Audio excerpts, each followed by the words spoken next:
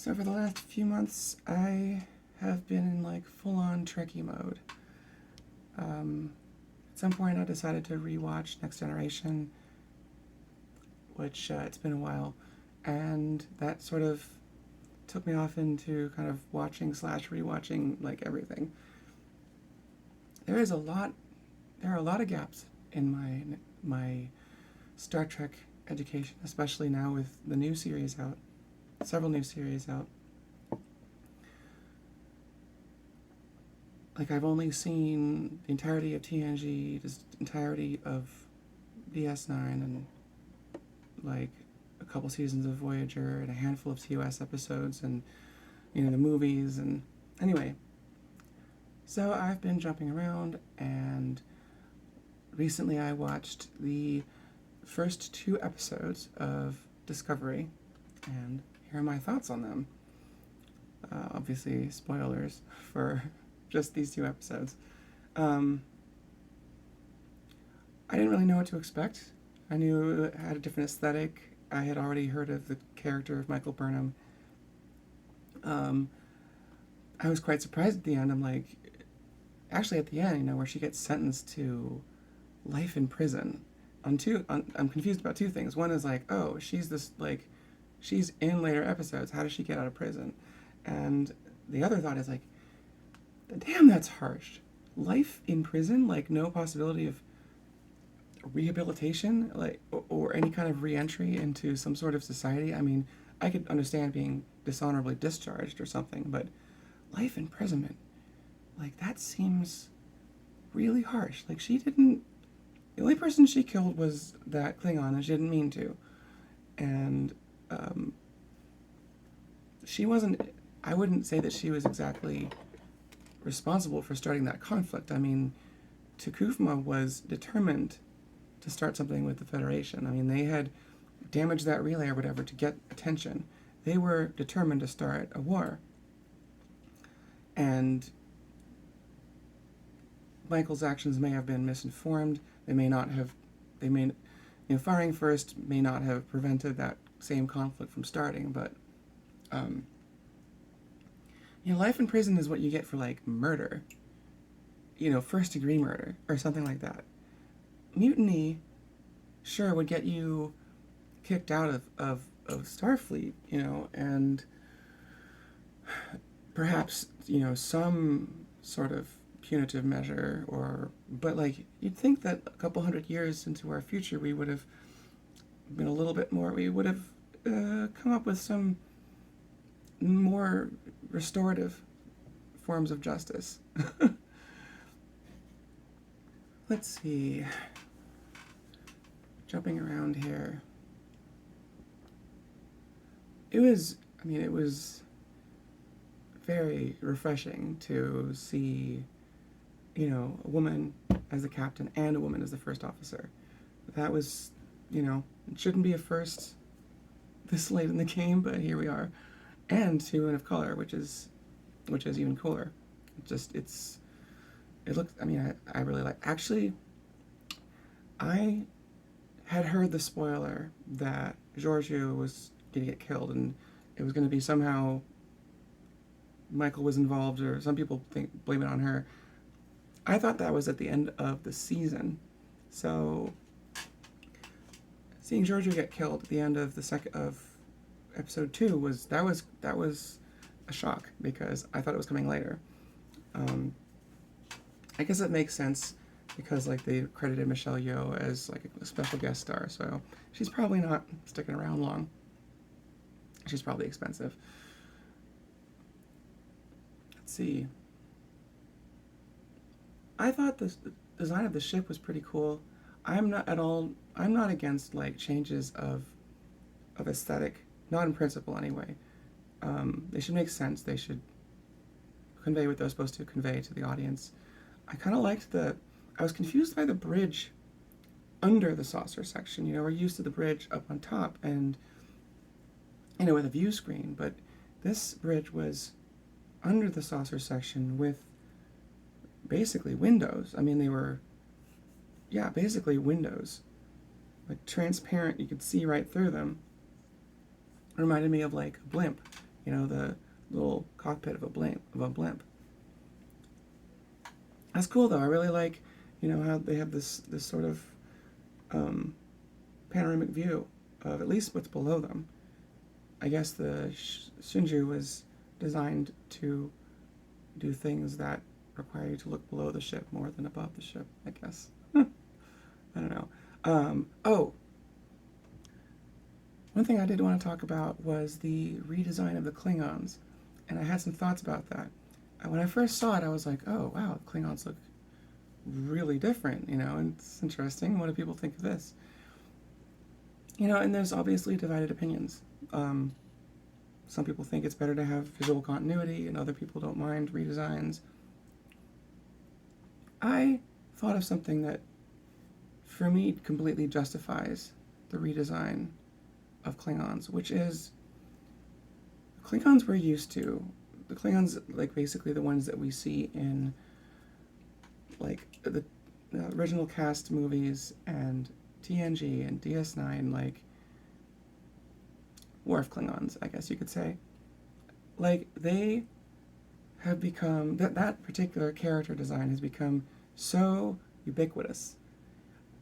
It's so at this point embedded in pop culture. Klingons are very much embedded in pop culture, and so they're really familiar. I think the point of redesigning them in Discovery is to make them look alien again, I guess you could say. Like, these Klingons, I mean, they're recognizable enough as Klingons between the language and their talk of Kahless and their attitude towards war and their batleth and the insignia and the forehead ridges. Like, they're, like, passable enough as Klingon, but also, like, different from what we're used to seeing. They're foreign, and I think that allows them to be kind of more menacing than they could possibly be if they looked like, Worf and Gowron and Martok and those people. It's like, seems like perhaps the creators of Discovery or whoever decided that made that artistic decision wanted the audience to feel a similar kind of foreboding, or it's like, whoa, these guys are like, I mean, from their perspective, we see that they they have misunderstood the Federation. They really think the Federation is out to get them, and so their actions are understandable given that. At the same time, they're pretty menacing to me, honestly. Like, and like I liked how their voices sound different. Like, they literally we have the technology now to depict aliens as having like completely different vocal tracks, and so the very timbre of their voice is going to be something that humans aren't going to be able to make or make as easily. So I thought that was cool. I also noticed something in how Klingons talk, that when they're talking really like ceremonially, they like punctuate every word. They put space between every word. I noticed this because I had just also rewatched Star Trek VI, and we see at the beginning of the trial scene, General Chang, looking very pleased with himself, is speaking about, he's talking to this assembly in a very grand, kind of ritualistic almost manner. He's punctuating. There's like a little space between every word. It's kind of weird. And they don't always do that, but I noticed that that's like a tendency when they're like speaking formally or publicly or talking about something important, that they punctuate. Humans or English speakers will like do that as well, but usually we'll talk a little slower and put space between phrases as sentences. Whereas these Klingons are punctuating every word. It's interesting, kind of as a side note. cool seeing Sarek. I had just rewatched both TNG episodes that had Sarek in them. One is called Sarek and the other is Unification. I was sort of jumping around.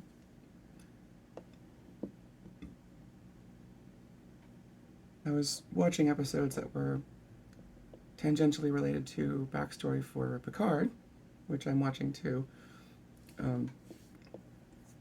And I had just seen the Sarek episodes, and then of course he's in Star Trek 6 too. So it's cool to see him. He, at this point, he wouldn't have been very old at, well, it's only like 10 years before TOS era. So, yeah, Sarek ended up being about 200 years old, so he would have been 100-ish in Discovery, or maybe 80 or 90, I don't know. And I think that Spock would have been about like 15 or something like that, around then. Kind of a nice way to bridge the gap here is that like Michael is almost like a quasi-sibling to Spock, you know, like an adopted sibling to Spock. I wonder if she's going to mention him at some point. I don't know. I'm very curious to see, you know, how Michael gets out of prison, and where the ship Discovery comes in, because so far we've just seen Shenzhou. I think that's how you pronounce it. Overall, I'd say I was pretty pleased with the first 2 episodes of Discovery. You know, I feel like there's a lot of potential there. I enjoy the aesthetic. I like seeing what we can do with technology we have now to show, you know, how kind of eye-popping a lot of the technology would be to us now.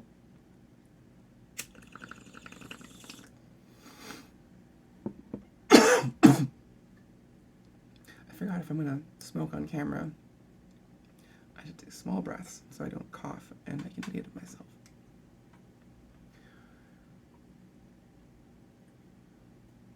Anywho,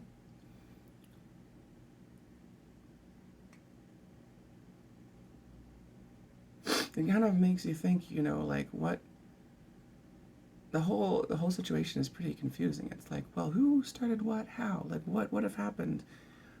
Like what would have happened if Michael had not accidentally killed the torchbearer Klingon? You know, what if she had escaped without killing him? What if she had been successful in her mutiny and firing at the ship?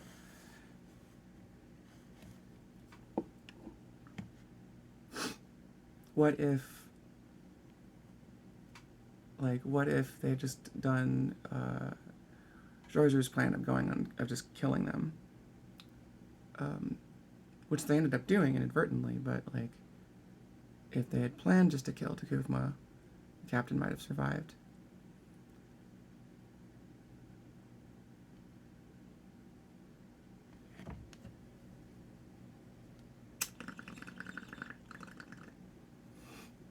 It's too bad, because I really liked Georgiou. Like, I was looking forward to seeing more of her. I didn't know until reading the notes, or reading the wiki, that, like, or I'd forgotten, I guess, that she's, like, a martial arts expert, so they got to have some fun with her fight scene. The fight scenes were pretty cool. Like, it's especially refreshing watching modern choreographed fight scenes compared to, like, the fight scenes we see in, like, TNG, which are honestly kind of awkward. Like, they just move slower and more awkwardly, and they don't... We, as a species, have gotten better at filming fight scenes, maybe. I don't know. Honestly, I mean, I don't really know what, like, real fights look like, because I'm hardly ever in a fight. I hardly ever witness fights that aren't, like, you know, staged in some way. What would a fight between a human captain, a human and a Klingon actually look like. Well, who knows? Because there aren't Klingons. But well, I'm looking forward to seeing the rest of the series. I don't know how fast I'll watch it. I'm currently doing a little in-universe chronological walkthrough with some friends um, through Teleparty, and so that starts with Enterprise, which I had never seen, so I'm watching Enterprise for the first time, and then after Enterprise comes the original pilot, The Cage, and then Discovery, first 2 seasons. So I'll see Discovery soon enough, but I might watch it now. Sometimes I feel like the first watch through is just like to sort of grease the wheels a bit, and you really kind of get into the details and the depth and the storyline in the second watch through or subsequent watch throughs. So like I could watch plenty of Discovery now, and it would still be like whenever I get to it in that chronological watch through, like it'll still be new and exciting, kind of, and I'll be able to pick up on details I hadn't before. In fact, before watching episode 2, I went back and watched the beginning of episode 1, because they kind of just plunk you right into this like this situation. You're like, what's going on? And even after the first episode, okay, Tuhuvma is on a ship that's by the beacon, and they're cloaked, and they're drawing, and I guess he and his followers are all like these unificationists, and he has purposefully damaged Starfleet property to get Starfleet to come, and they've seen there's a ship, and they're like, yeah, we're gonna start a war. It makes more sense after having seen more exposition. I was quite impressed at that spacesuit to travel 2,000 kilometers in like a minute or a couple minutes. Like, that's a long way. I mean, from where, like, that's like halfway across the U.S. or something. That's impressive. She had to, and then decelerate. Trek often forgets about deceleration. Like, they get somewhere and they arrive, and stopping, if you're at non-warp speeds, if you're at relativistic speeds, stopping takes just as much energy as starting. So, whatever, you can wave that away. Okay, yeah, those thrusters are really strong, and they can get you up to like 1,000 km per minute or something.